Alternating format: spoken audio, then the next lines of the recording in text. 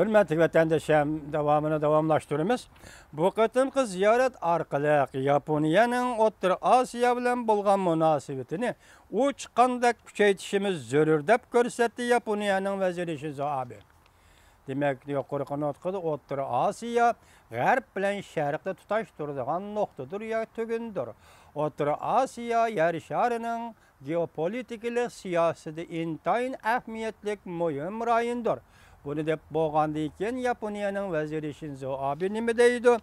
Bu qatımkı ziyaret arkalık Yaponiyanın O'rta Asiya bilen bolgan münasebetini uçkandak terakki kıldırımız ve küçeytimiz dep görsetdi Yaponiyanın veziri Shinzo Abe. Yaponiya Kyoto agentliği mundaq görsetdi. Yaponiya vezirinin avvalqı qıtım O'rta Asiyani ziyaret qilishi 2006-yılı 8 ayda şu vaqtki Yaponiya veziri Kozumi O'rta Asiyani ziyaret qilgan.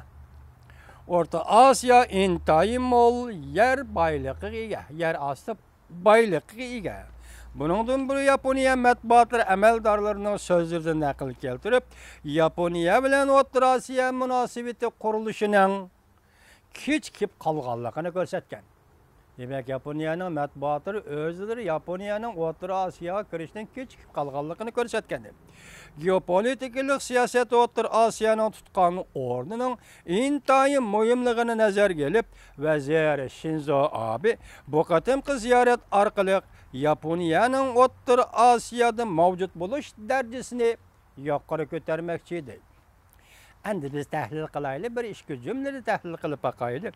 Bir, O'rta Asiya buluş süptimiz bilen Yaponiya veziri Shinzo Abe'nin O'rta Asiyani ziyaret qilishini qarşılamız.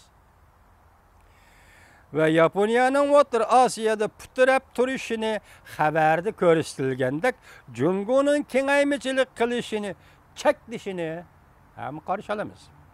O'rta Asiyada mustaqil davlatlarning baş ko'targani 25 yildan oshdi. Yaponiyanın O'rta Asiyaga kirishi haqiqatan kechikib qoldi. Bu boşluqni Yaponiya davlatining to'ldira oladiganligiga ishonchimiz kam. Yaqinda Amerika Qo'shma Shtatlari hukumati Afg'oniston turishda qo'shinlarni chekintirishni 2016-yilning oxirigacha qoldirdi. Biz ham Amerika Qo'shma Shtatlarining Afg'oniston qaratgan siyosiy va yoki harbiy chekindirish masalasidagi siyosiy maydonini qarşılamız ham qo'llaymiz.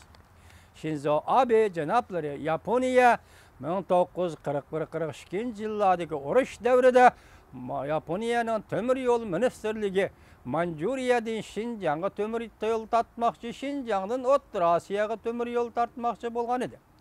Lekin şu vaqtda Stalin davrida Yaponiya yoki Sibiriya tarafdan yoki O'rta Asiya tarafdan bir davlatlar munosabati o'rnatishga jur'at qilmadi. Chunki o vaqtda Stalindan qo'rqqan edi. Azar Kreml imperiyasi yemirildi.